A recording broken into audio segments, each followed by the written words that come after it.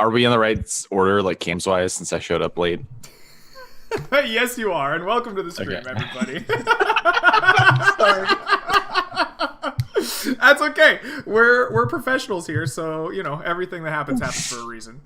Welcome to the stream. Sean was a little late, as you heard, so we spent some time getting some cameras going, but hopefully everything is looking A+. Everyone, it's been a week since I've seen you. How have y'all been? What have you been up to? I finally got back into reading The Wheel of Time. I'm almost done with book 10. Nice. It's not okay. Everyone, I kept hearing like this is the worst. Over the course of the week, or over the course of this past week, yeah. I've gotten. I was probably around like 100 pages in. I'm on like 400 now. Oh, okay. So you didn't start the series over this week, and you're already on book. No. I picked up on book 10. Time. Yeah. I was like, damn, Sean does not know what to do with himself when he's not in school. No. It's everyone kept telling me like this is the worst book in the series. Nothing happens, and like, yeah, nothing happens, but it's really not that bad for the most part. There's a lot of scenes where everyone's like, "What is going on from this thing that happened in book 9?" and everyone like comments on it, and every single time it's like, "No, I don't care. I can't do anything about it." So it's like, why'd you even bother fucking putting that in there? what a waste of page space. I haven't gotten this far in the series yet, so all this is over my head. It's just I don't know. It's fine as a book. It's a maybe I can see why people will be turned off by like the sheer amount of just political intrigue and Elaine taking a bath with Avienda. There's a lot of that. There is a lot of that, isn't there? But, I kind of forgot how much Elaine taking baths with like her handmaids happened. Yeah, I don't know. Robert Jordan is such an endearing writer. The number of times I've heard women fold their arms beneath their breasts just amazes me. I kept wondering, like, how does that work? Asking, like, is this even comfortable? Can you do that? And it's like, no. Okay, for somebody like me who doesn't read, just went from boring as shit. Fuck. Real quick. See what you're missing out on when you read or when you don't read? I can't. Audiobooks, my dude. Audiobooks. You really want to have some dude read that out to you? How the women are like taking baths together and stuff? I'm not sure if that's at all. Maybe they could. Maybe they could. Look, that's not the primary feature of this story, okay? Could you imagine me needing dough to that being read right on a Bluetooth speaker in a bakery? The necklace dangles between her breasts. You're just like, what? One of the janitors is like walking by and just stops as Millman's like looping pretzels or something while the necklace is looping, you know? I just look at him, I'm like, keep walking. Look, it's a great fantasy series. There is a lot of really excellent world building and character development and amazing stuff. Yes, it is. Whoa, we gotta mute that. Sorry, y'all. Hey, Zeradu, thank you for the love there, but we gotta. Welcome to our fantasy D&D show where we shit on a wildly more popular series than our own. Hey, I love The Wheel of Time. It's honestly at this point it's endearing. It's just kind of funny whenever it happens. It's definitely something in the books that you could pass on, but it's really a great fantasy series. Unless you're HBO might build that up. You know what? If HBO is looking for the next Game of Thrones, they could do worse than The Wheel of Time. Oh my god! Amazon already bought it. They're gonna do it. I know. But you know Amazon's gonna screw it up. It's too many books to make a good series out of, I think. It could just be a 40-episode television or 40-season There was that joke.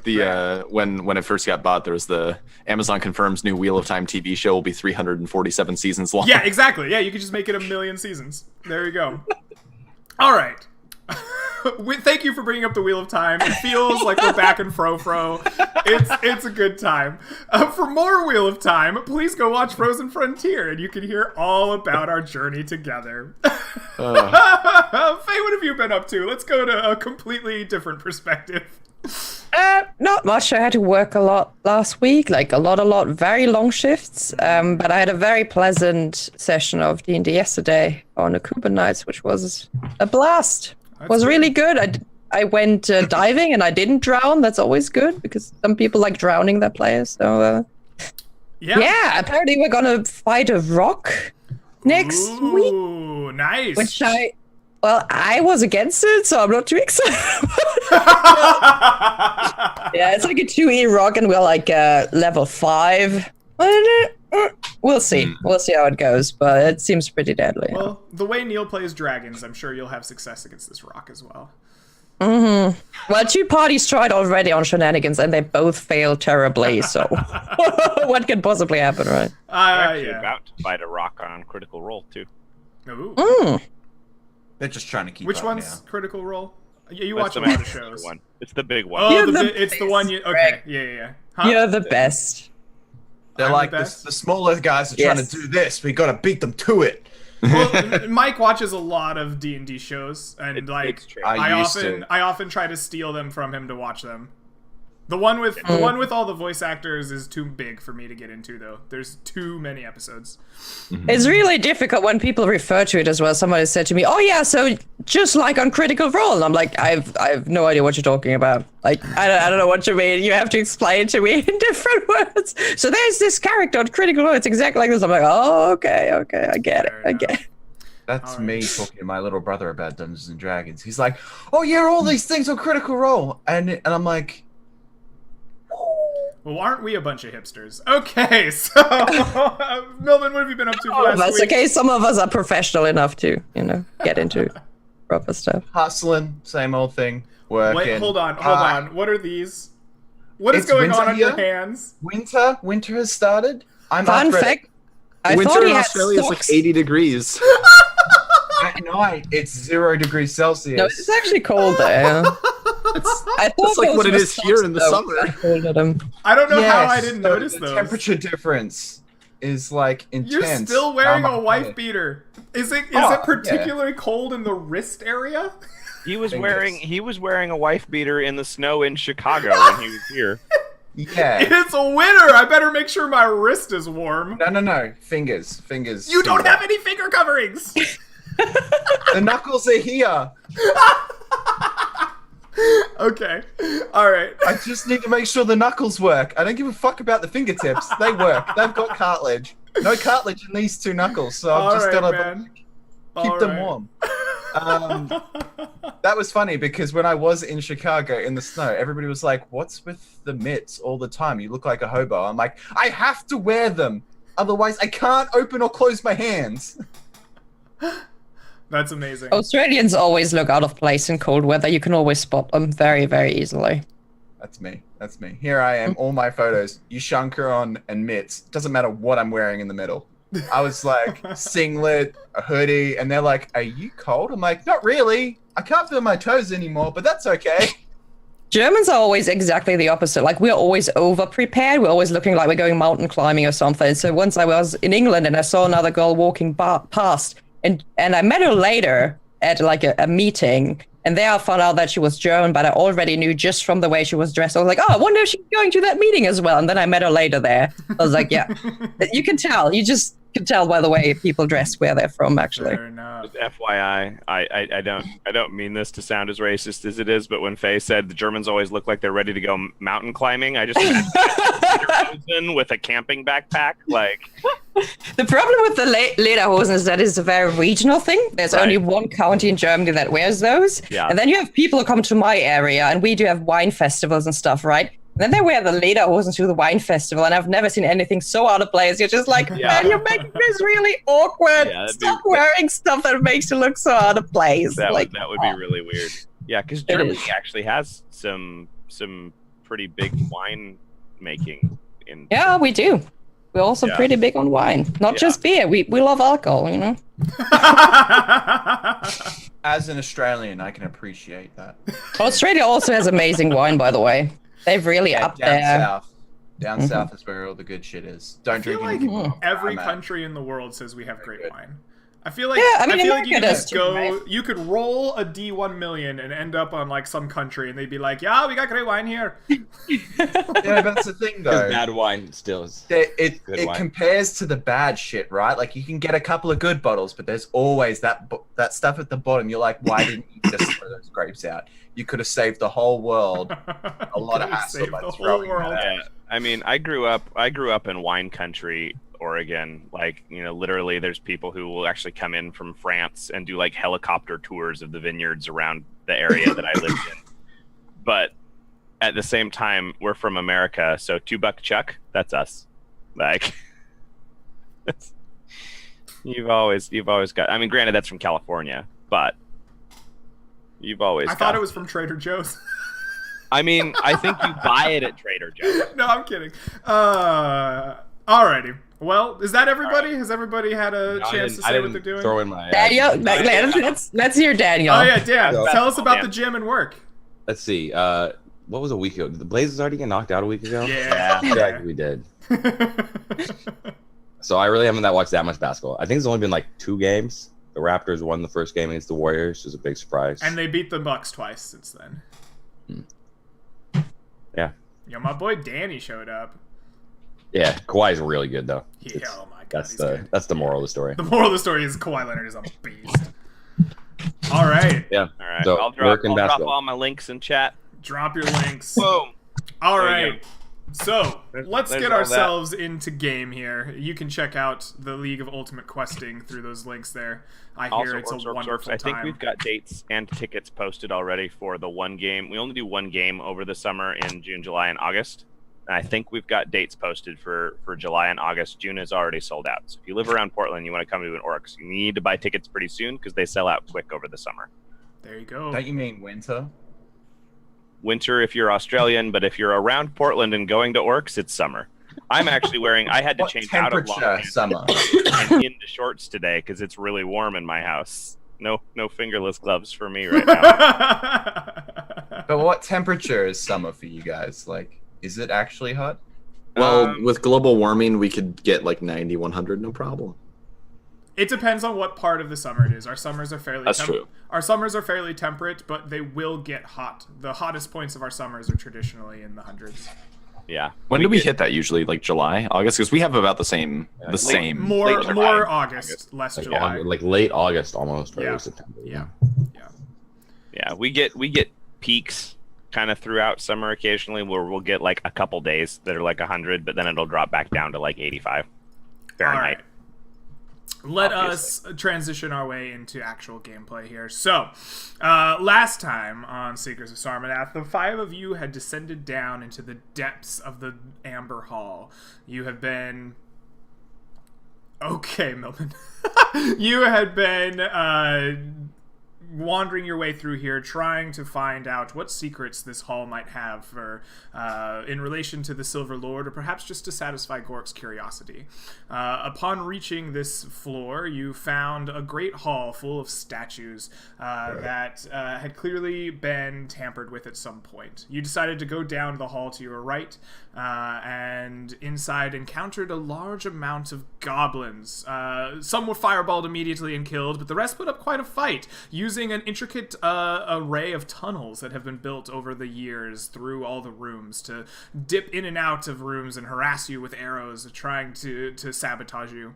You ran into many an old goblin trap, some less effective than others, all of them not quite as good as you think the goblins anticipated, until you cleared all of them off, save for one, who ran deep into an old tomb, and emerging from it were a pair of ghosts.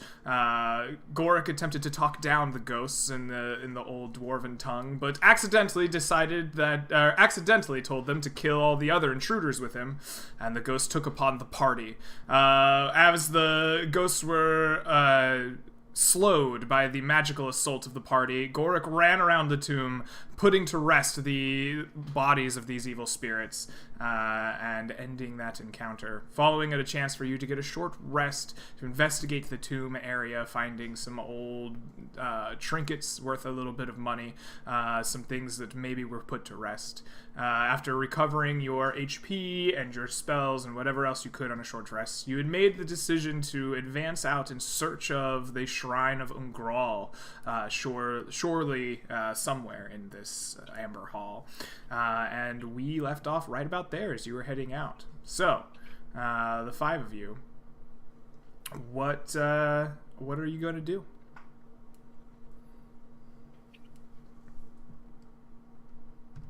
Sorry, you said we stopped. Are we still in the You're exactly where you left off, my dude. Okay. We're searching for this book. You are in the tomb of one of these dwarven still in the lords, tomb, right? You've just taken a short rest. At last you spoke, you were talking about going to find the Shrine of Ungral, but you could have changed your mind in the minute that has passed since then. Oh, I've become Goric. Yep. What I remember what we were going to do. We long rested or short rested so that Faye could search with detect. Locate object. That's the one. And I was pumped. I was like, all right, let's do the thing. And I got arrows ready, and we're gonna do the thing. Pow. Right. So the problem with the spell is that it's blocked by some stuff. I'm just gonna post it in here. So I guess I asked Goric what his book looked like, right? His Book of the Dead, and he explained that to me. So I would try to locate something that is as close to that book as possible. Can't locate an object if any thickness of lead blocks the path between me and the object. So if there's lead in between, I can't find it, but it doesn't matter if it's stone or wood or anything like that, so the walls wouldn't matter, I guess. Excellent. They use lead lining in the walls of that room just to fuck with us. What does it look like, Rose, when you cast Locate Object? We haven't seen you cast this before. What is it that you do? I did it once in the tower, did you? but I think, Remind but me. I have forgotten. I don't think I explained what it looked like there anyways. Okay. I think in that case I would ask Goric if I could hold his book for a moment. Yes, that should be just fine. Here. So I'm gonna take his book and I'm gonna take a deep breath in and just, smell the scent of old pages and of the, I guess it's leather bound or whatever. And then close my eyes and just touch a wall, right? Okay. And try to see if I can extend that scent and that feeling of the book to All right. like an echo effect, I guess. You send out a magical echo through the walls of this old and ancient tomb, reverberating out the little hairs on the bark-like skin stand up and twitch as they feel this reverberation echoing back. You definitely feel a returning. Let's see. You definitely feel it in this direction, the southeast of you, and it is approximately 205 feet in that direction. You're getting a strong sense of it. Yes, approximately 205 feet. Right. Well, I'll let the others know. So do you want to go now? We ready. finished our rest, didn't we? Yes, you are on the other side of your short rest. I think I might just spend a hit die then. Okay, yeah, you can spend additional hit die here if you are unsatisfied with your HP total. Greg, I also wanted to say I used my recovery feat from the land druid, natural recovery, to recover some Excellent. spell slots. Yes. Just so we're not surprised why I still have so many spells later. Perfect. Spell slots recovered. I'm just watching them prepare. I'm like, are we ready? I'm like a kid excited to go into the candy shop. Are we ready? I'm ready. Lead the way, Faye. Do you need Or- anything Right. out of your Gross. bag? Okay. I just like put the bag back on. All right, let's go. Right. Actually, No, just like I'll put my just, big spell book back. Sorry. you put your what in your bit in your backpack. So I'm I'll put carrying the all second- his crap. I'll put the second spell Right. book back in the bag so I'm not encumbered anymore. So I'm just, I guess, leading the way, touching the wall, right? Like walking. All along the wall. right. You guys navigate the pit trap full of dead snakes. Now that it has revealed itself more obviously to you, you step around that. You begin touching the walls and leading your way back out into this main hallway. The hallway, of course, as you reach it out here in the center, you see this kind of collapsed bit of rubble directly across from you in the fork, but your spell is sensing that it is down south from the original split. So you turn back down this hallway and make your way past an enlargement with 6 more dwarven statues of old ancient families. Continuing down, you find another fork with a passageway leading directly south. You see a large stone door carved with one of the symbols of the ancient houses. In fact, you believe this to be the main founding house of the Amber Hall. And there is another kind of branchway to the east and to the west. Your spell tells you to go to the west here, where you see the room open up into a more spherical looking stone chamber. You see 4 large statues kind of in each cardinal corner of it. The statues are dwarven, but unlike the ones in the rest of this hall, are not old family members. All of these are immediately recognizable as clerics or priests of some kind. They are enrobed, holding books and holy symbols.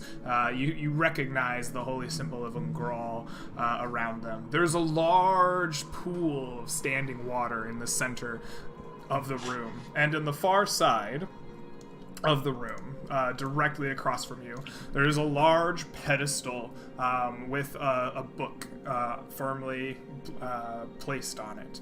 It is at least, a foot thick and bound with a strap of leather. There is old writing implements there as well. This place does not seem to be ransacked to near the degree the rest of the tomb does. It is stripped from the walls any bronze, any steel, any metal that you would expect to see, Mr. Gorick. However, you do notice that the unmetallic treasures, the cloths, the carpets, the tapestries, paintings, things like that, are still very much intact here, as you would expect to see them in the dwarven tradition. Looking at it, and I look at the party. I feel like this place is protected. I ain't going in there if I don't have to. So are you gonna go piss off whoever looks after that book, or we good? Do you think this is another acid pool? Oh, this is not Silver Lord stuff, so maybe not. But you can touch it and tell me.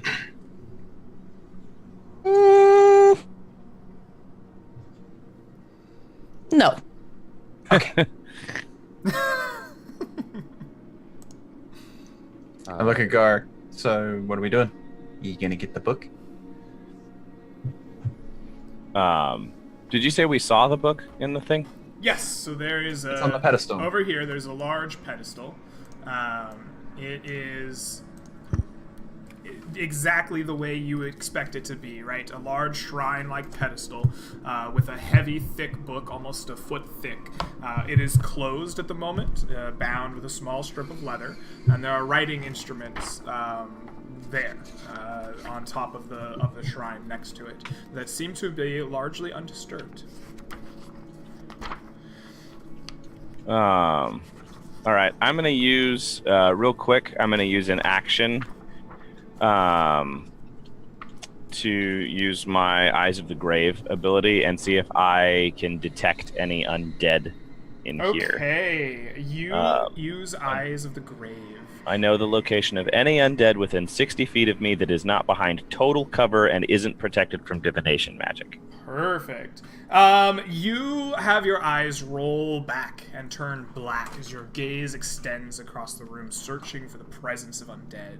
And it comes back feeling none in this location. Okay.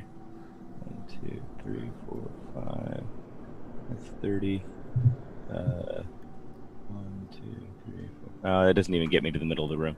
Okay, I'll have to advance to at least here if I want anything resembling a useful use of that spell or ability. You advance to the cover. entrance and gaze across into the room, and it still comes back Okay. with no undead. All right. Are there any runes or anything on the entryway to this shrine? Yes, dwarven runes, of course. They are simple, and they simply read out the Chamber of Ungral, right? This is the holy preparation room. Okay. No glyphs of warding that I can see or any other like magic protections. No. All right. I'll tell the party. I'll be like, let me go first. Stay back a bit just in case there are protections. And I will slowly work my way around into the room. Gonna go. Where's my little ruler tool? I'm gonna kind of go this way and around that way. Because this is like a pit. This is a large fountain Yeah. filled with what appears to be a crystal clear water. Okay. You would recognize it, of course, as the final bath, right, for those who are dead. Okay. Yeah, I'm not gonna go through the fountain. So yeah, I'll go around it that direction. Okay. As I walk, and I'll be. As you step here, you step forward into past this little raised area where the shrines are. You see the water pick up, and a large gelatin structure rises out of it, previously indistinguishable from the crystal clear water itself. And it lashes out a large pseudopod appendage forward towards you.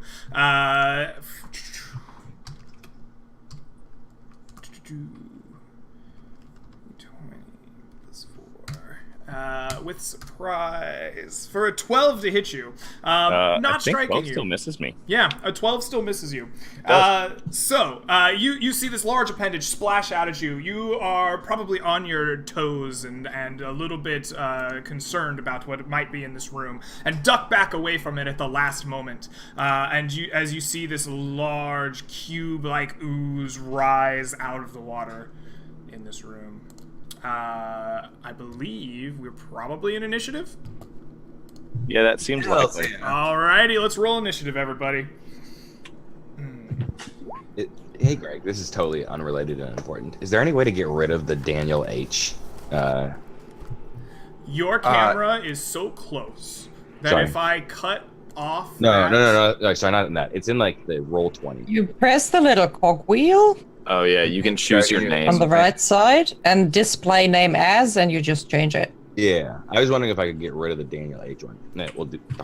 I try to cut that off in Roll20 in OBS, but your camera is so close. If I cut that off, there's a black bar above your head because your head's at the top of your camera frame.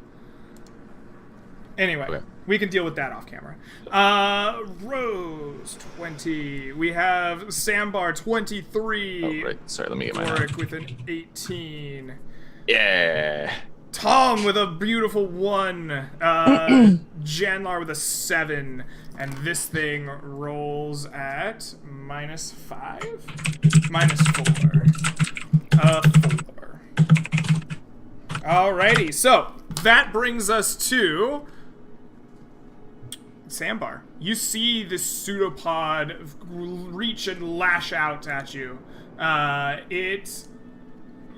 it misses your friend Gorik and sinks back into this large cube-like structure in the middle of the room. What do you do? All right, I'm gonna take a few steps forward. I'm like, I think it's time to step back, Father, and just start fucking throwing arrows at it. All right. All right, first attack.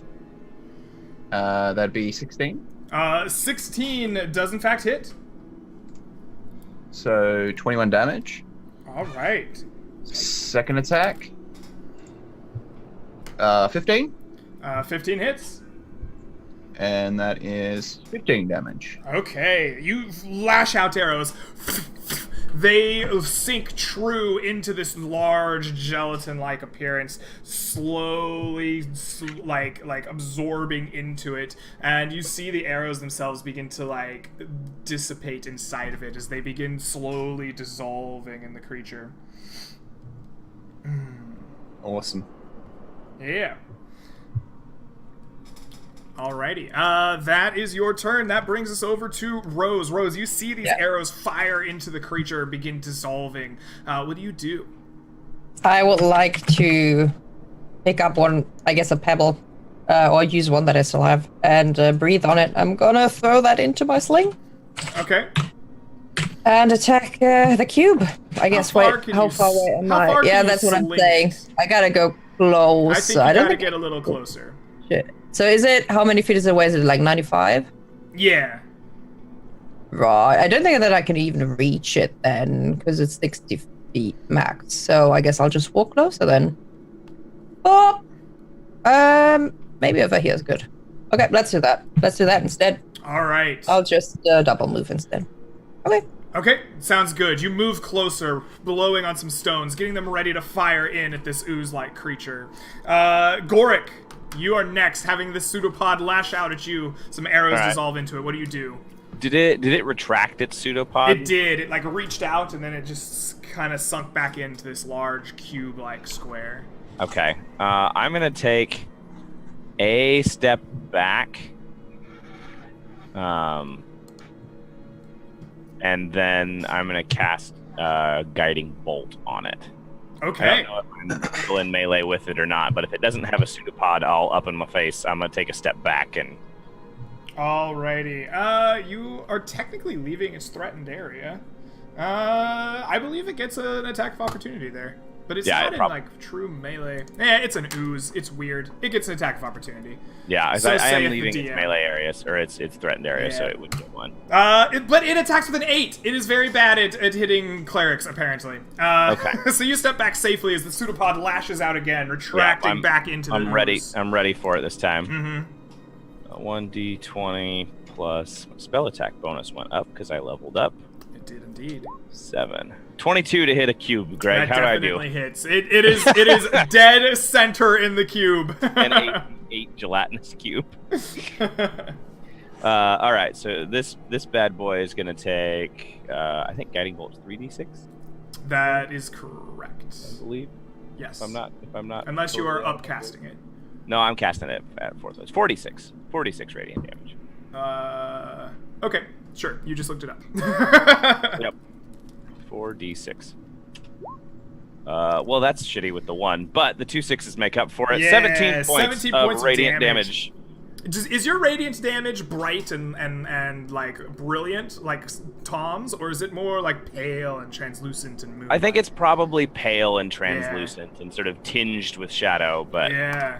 So you see this pale, translucent light erupt around it as your sphere just crashes right into it. Little arcs of shadow swim through. We'll say Gorik's light looks like the light at the end of the tunnel, the metaphorical light at the end of the tunnel. Right, perfect. You see little marks of shadow move through this creature, clearly wobbling in its place. That brings us to Janlar. Janlar, you see this thing struck by arrows and by magic, but still seemingly intact. What do you do? And does it look visibly smaller anyway, or No, at it does all not affected? appear that it has reduced in size. Okay. Then I'm gonna step up behind Sambar and whisper in his ear, "Run fast, young buck," and cast haste on him. Ooh, Nice. So you rush up to touch Sambar. Easily done. You lay your hands on him. Sambar, you feel your being just like begin to pulse with energy. It's like you've downed 7 monsters in a row. And you just like have everything bubbling up inside of you. You feel like you can attack at an increased rate. Excellent. That is Janlar's turn. That brings us to the cube. This cube begins, as it has been attacked, to just glide its way forward. And so we need to know exactly from the center point of the cube. What is 20 feet? Boom. Which is useful, of course, because there's no grid on the map, and the scale is wrong for the measurements. Right. It begins blushing and mooshing and walking its way forward in a gross kind of ploppy sound through the Not water. mooshing. That's the worst kind of movement. Yeah, it's a disgusting like sound this thing makes as its bulk and mass kind of splash out of the water on top of this like fountain, creeping its way ever closer to you. And then it once again will reach out with its pseudopods to the closest thing to it, which is Goric, and attempts to strike at you with a 14 this time. 14 still misses. I got Alright. AC 15. He's getting closer to you, ever so slightly. The pseudopods just keep lashing out a little closer, but that is all it can do. It really is disappointed in its lack of using its advantage well on its first attack. That brings us around to Tom. You finally get to move. You see this horrifying thing making its way through towards your party members. What do you do? Well, I look at my javelins that I don't really want to have dissolve in this big cube. I consider my completely empty spell list. I'm gonna pick up some loose rebel and cast light on it. Okay. And move forward a little bit, and that's going to be my entire turn. All right. Alright, so move forward to about here then. Well, he is called Tom Lightbringer, so it's legit. All right. So I've got a big. The big first time he rock, brought the light, baseball-sized now- rock in my hand. Tom scoops up some rubble from the tomb, casts some light on it. It glows in his hands. He steps up, preparing something. Sambar, you have the energy of a wild man coursing through you. What do you do? Oh yeah, buddy. So I'm going to move there, take a shot. All right. You step up onto the ledge, fire down upon it. Roll to hit. Do I get advantage because it's got it bolted, or am I on crack? You don't have guiding bolt. You have haste. No. No, but you do get the next attack against it, and I don't think anybody's Okay. made one gets advantage because of guiding bolt. That is true. I'm sorry. You. Yeah, that's what I Yes. was checking. All right, so, okay, 19. 19 hits. 15 damage. 15 points of damage. Yes, it strikes. The whole thing wiggles as your arrow strikes through it and begins I'm- dissolving in its bulk. There, and then I'll do it again. Alrighty. 14 hits. Yep, another one, and then I'm gonna step here and do another one. Correct. Come on, keep Are you then rolling going high. to action surge and take another 13 one? hits. Please roll damage. How did you know? All right. Wow, you are just peppering this thing with arrows. Boom, take a step. Boom, take a couple steps. Boom. It is just wriggling, and like the whole mass of this thing is just gyrating with pulsing waves through it as you keep peppering it with arrows. They're all dissolving inside of it, but you seem to be impacting the creature a great deal. Yeah, because I'm using that magic bow that I got given. Mm-hmm. So I action surge, and then I do it again. So I take a couple steps this way, and I'll fire an arrow into it. Okay. Oh, almost a crit. Almost. Wait. No, you're a champion, so that is a crit. Yeah, that is a crit. You rolled a 19. Yeah. Perfect. Roll damage, double damage. Okay. Okay, so Another I'll roll D8. Another D8. 16 points of damage. All right, Oh, you the still snake have one eyes. more attack with that action surge. Don't I get another 2? You are. Because I'm hasted, and then I think it's just one extra Haste attack gives you from the one- action surge. Oh, okay, that makes sense. I'll double check, but I don't think you stack you don't stack the double attack, and I don't think you get a bonus haste attack either from action surge. That's that's the way fine. that's the way I read it. Another 19 damage. 19. Okay. That thing just gets shredded. You see arrows pounding it. It is like pieces of this like goopy, awful substance are flying off of it as it is just punished by arrows. You don't see it necessarily get smaller, but the whole thing just kind of folds in on itself. It doesn't seem like it's losing mass, it's just becoming denser as it tries to curl up and prevent this onslaught. You think that it is on its last legs as Sambar's fury of arrows finally subsides. Rose, what do you do? Well, after this impressive display of archery, I'm gonna throw a pebble in it. I guess. So, that is without action surge and without archery or anything, for a whooping 27. All right. And I deal about 11 damage. Your display of rock throwing pales in comparison to the like mastery that was on display from Sambar. However, your rock flies true and strikes the center point of this cube, and it just collapses into a puddle of acid, Calypso? Ours, probably. lying completely still and no longer animated. I cheer, and I high five Sambar since we're the queen and the king of the hunt, so. Hold up. You see me like zoom around and I'm like, high five! Nice. Once again, the tomb lies eerily still and quiet. Now there's like this pool of kind of acidic goop on the floor next to the fountain. But you are no longer being attacked by pseudopod-like creatures. It doesn't seem to be moving or animated in any way anymore. As the haste wears off, you just see Sambar like all sprightly, and then he's like, oh god. That was fun while it lasted. Excellent job, Sambar. It sounds like you need to just be hasted again to avoid the drop after the haste. I mean, if you could keep casting that, my life would be 10 times faster. But I feel like I'd die after a while. That's way too exhausting. All right, get the book before I need to lay down. All right, I will walk over towards the book. All right, you walk over towards the book. You find yourself unmolested further by whatever creatures may be hiding here. You find yourself next to a Book of Ungral. It is as you seen it in your own hall. This one is much thicker than yours. It seems that it has seen many, many more names placed into it. And it is still sealed by a leather binding over the top of it, with dwarven runes, with the prayers of Ungral laid upon them. Okay, well, I guess I'll look and see if it's trapped, if I can tell.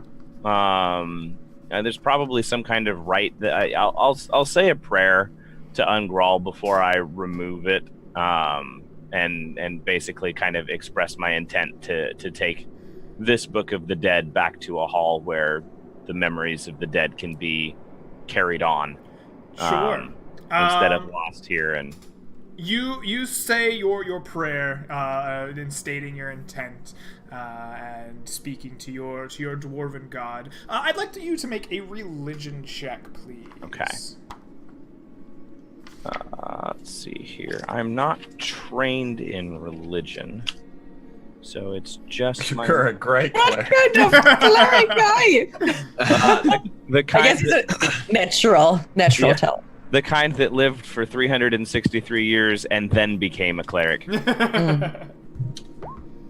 So that's a 4. Okay. You say your prayer, and you open up the book and you can leaf through it. No traps or anything are identifiable to you, and it does not, after you open it up, lift it up, it does not appear to be trapped in any way. Okay.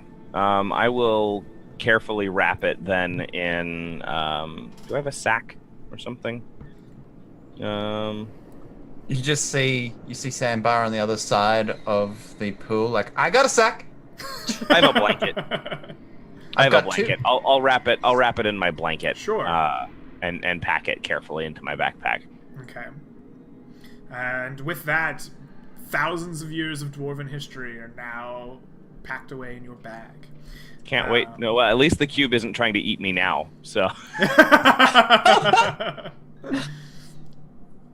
Can I walk over, like tiptoe over here and have a look into is the pool now entirely empty, or is it still You tiptoe your way around the pool of acid and look into the fount itself, and you see that the volume of liquid inside of it has decreased dramatically, but there is still crystal clear water in the bottom of this pool, enough that you think it would come up to about knee height should you stand into it.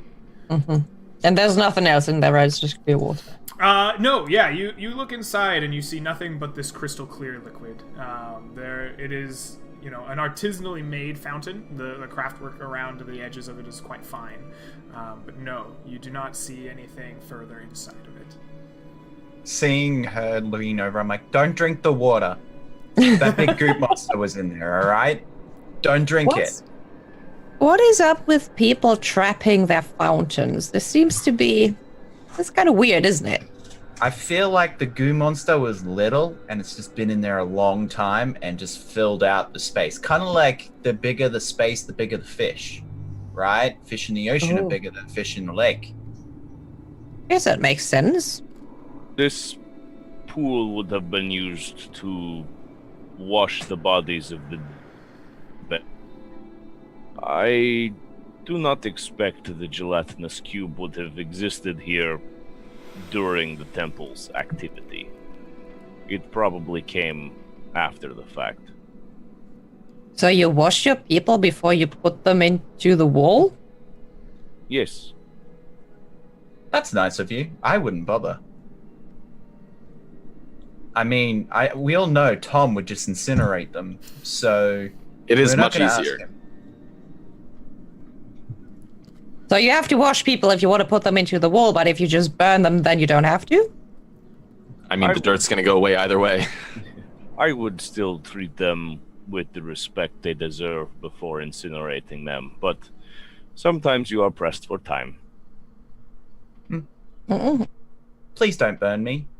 Take me back to the field and put me in the grass or something. I don't want to be burned. That sounds horrible. Do you want to be buried, or do you just want to be put in the grass? I'll decide. I don't plan to die anytime soon, so I got some time to think. When Agoric will look at you and go, when will you decide, Sambar? After you have died? It's a bit late at that point. But I don't plan to die today. We could get you the best of both worlds, and we could burn you and then scatter your ashes back at home. That still sounds horrible. I smile when Sambar says that, and I sort of pat him mildly condescendingly, and I respond, most don't. And then I keep walking. Just think about it for a second. Hey! Yeah. I don't plan to die today. If it makes you feel better, Sambar, most won't. True. Oh, double click my token for a second. Continuing to fight gelatinous cubes definitely increases the likelihood. Yeah, can we go rest now? I feel a bit naked without my magic. I mean, you should put your clothes back on, but that'll help. But sure. Do we want to explore the rest of this place, or? Yeah, I say we continue to explore. We should make sure that the rest of the goblins have been eradicated. Are there any... actually, that's a good question. Gorik's going to come over here and kind of inspect this chamber. Are there any signs in here of goblin tunnels? Where did you just go? He's at the north, top of that chamber. in the room that we were in. Oh, okay, I see you now. You inspect for goblin tunnels, and you find a surprising lack of them in here. Okay. It seems that the goblins were unable to spend enough time to excavate tunnels in here, or chose not to for some reason. Yeah, they may have So known big. about the cube. Big fucking cube, just waiting for them. Yeah. But just look at the party. All right, as long as there's not more than 33 more goblins, I'm all down for this. I don't have many arrows left. You see me chink the quiver. This was also more like a preparation hall, right? So there are not, I guess, there are not really any proper tombs in here, right? Yeah. So there was probably nothing to dig out anyways, loot-wise for them. Gorg, did you let us know what the ghost said to you? They said they were looking for this book. Did they say what they... They They said say they that- didn't sense the book. Yeah, but then it's here. Yeah. Greg, the book's where it should have been, right? Like, It is. okay. I wonder if there was something preventing them from sensing it. Perhaps. Or perhaps their senses were limited and they were bound in the hall that we found them in. They could not reach here. Possible. I'm not expert in these matters. Okay, let's go goblin hunting. I agree. I don't Should want we to just- ponder on it. Should we just go to the room across the hall? Yeah, I'm down. All right. So, you making your way directly across the hall. You find yourself looking at a very familiar tea section. You see two statues in front of you, both of dwarven lords, and you see that there is a stretch of hall leading down the west side of the chamber, a stretch of hall leading down the right side. Each of these little dig-outs has been ransacked much the same way that you saw the other tombs were ransacked. Bodies spilled out onto the floor, the holes dug into the walls. The only difference really here is that the names of the dwarven lords have changed and their likenesses are slightly different.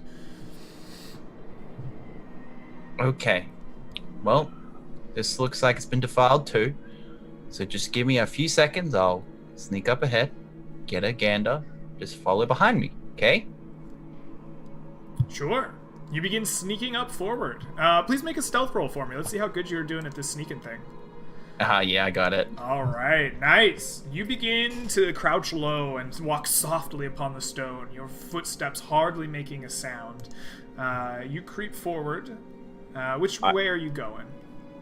I'm thinking lucky down first. So Looking Keep an down. eye out for a tripwire between the pillars. There was the last place.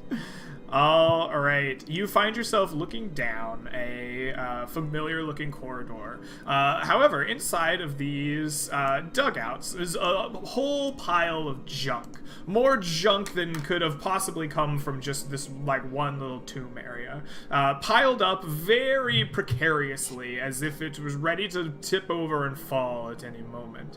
And there are small kind of wires criss-cutting between them that you see as you creep forward. There's an open door into a small room full of entombed bodies and a statue like you saw before Tom fireballed it all to death, and the beginnings of a hallway down here to the southeast. Okay. There's no trip like why here is we got a ping. Like in front of me? Do I need to roll? The floor appears to be tripwire free in front of you. Cool. I want to sneak down. I want to cut the trip lines on these so they don't fall. Okay. So I'll sneak up. You begin sneaking your way down, making your way up to the kind of piles of trash, looking at the wires splayed out along the lines in front of you. What do you have to cut them with? A dagger. All right. I would like you to make a sleight of hand check. Dexterity, I believe, being the attribute most closely tied to this, to quietly and easily cut the wires without them toppling. Come on. Yeah, rolling good today. You spend some time with your dagger sawing through these wires. There are more of them than you would expect. You'd probably think one More would than do necessary. fine. Yeah, there's probably like twice or 3 times as many wires as you think there need to be. But you take your time to cut all of them, and you have disarmed the wires on these. The objects, the junk, the stones and random metal pieces and helms and everything else on here are still stacked up very precariously, but you have disarmed the wires that would pull them down. All right, I'll come back a little bit where the other 2 can see me, and I'll be like, "Come on, just shh." Why aren't we resting again? So I like start moving forward. All right. So, are you sneaking along with cold. Sandbar, or is he staying out ahead of you all? I think Sandbar's up ahead of us. I feel like Sambar's probably ahead of us. I don't know that Tom and I have a lot of All right. stealth in us. So you jangle your way some, 40, 50 feet behind him as Sandbar creeps up to the edge of this corner here. You peer down it, and you find yourself looking into a very familiar hallway. Let me zoom out a little bit here, and I'll just reveal this area to you.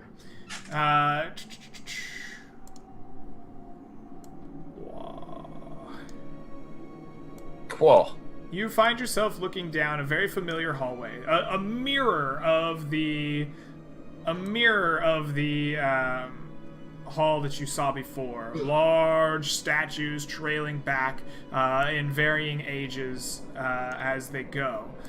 Rooms full of entombed bodies that have been ransacked and picked apart inside of them. As you peer down the length of this hallway, you see flickering flames at the far end of almost dying fires. There's hardly any smoke or any flame left. There's mostly smoke and just a small burning coal to them. Okay. I just look back and I'm like, little fires down the hallway. And then I'm going to dart between the pillars and just have a peek into each of the tombs as I head down. Trying to be as quiet as possible. You begin peeking down, and you see them in a mess, much like the last ones you saw. And you do see honeycombs of irregularly sized holes, too small for you to squeeze through, but you're recognizably goblinoid.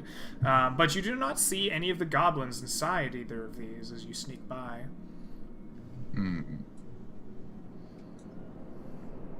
There's no pillar in between these ones. Damn it. Alright, we'll go there. Alright, you sneak there, peek your way in. Once again, you see an empty room, disturbed and the bodies ransacked, but you do not see any goblinoids there. Okay. I'm gonna stop here, and then while I'm peeking into these next 2, and I'll wait for my party to either move up or stand still. If I don't hear anything, I'm just gonna keep going, I guess. Once again, these rooms that you're viewing are empty of goblinoids, but thoroughly ransacked. Yuck. I don't Greg, can I like ask those? Sorry. You go. What's up, bros? Those piles, are those actual trash, or is it just like Piles and piles of junk. It is dented metals and helms and arms. It is what look like cups and silverware from other levels. There's a blacksmith's hammer. There's just the various metallic and loud clangy bits. All of it seems to be dwarven make. And it seems to come not so much from this tombed area, but from other levels of the dwarven hall as you peer at it, all stacked up in a precarious pile.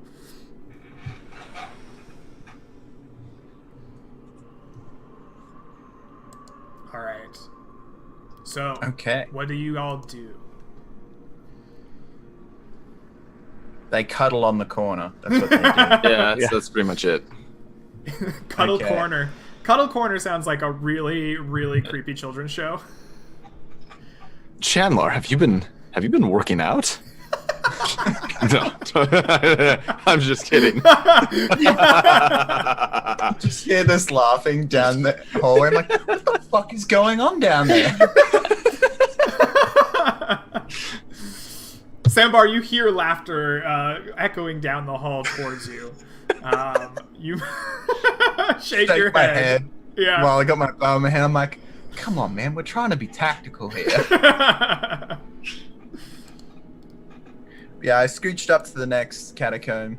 All right. You scooch up once again, finding it bereft of goblins.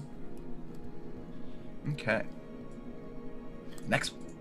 All right. Next one is also bereft of goblins. As he does that, Gorik's gonna move up to look at this room in here. All right, Gorik, you are behind us. Gorik, you look up into this large square room. Yeah. There's a singular statue of an old dwarven lord. He seems to be holding a long hammer in front of him, and this is not a hammer made of stone. It seems that his statue is made in such a way to have his palms outstretched, and there is a oversized blacksmith's hammer placed between it. The haft is rusting and is clearly aged, though the actual head of the hammer seems quite weighty, and perhaps to your dwarven eyes, well, to your Asmar dwarven heritage, to your eyes, seems quite well made. Seems like it would have served a purpose long ago.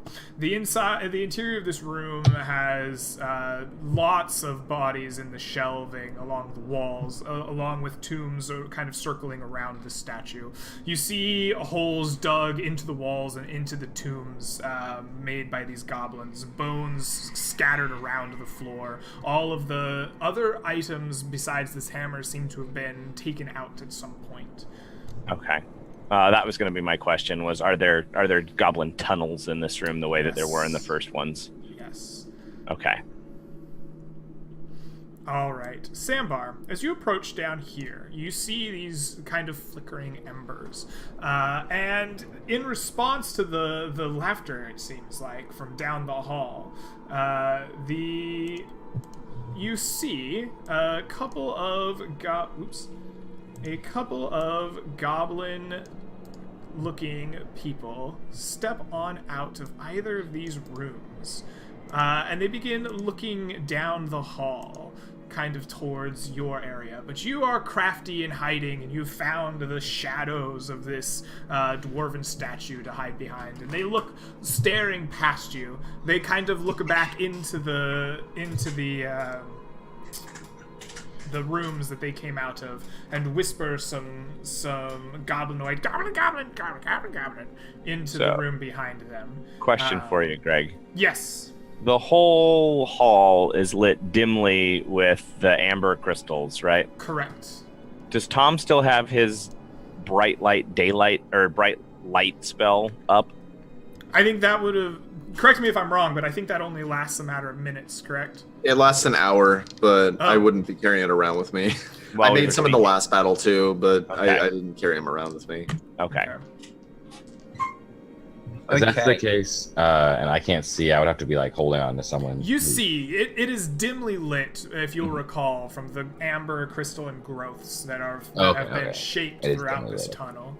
I was curious if the goblins were going to look down the tunnel and see this just little beacon of light at the end. Okay, some non-goblins.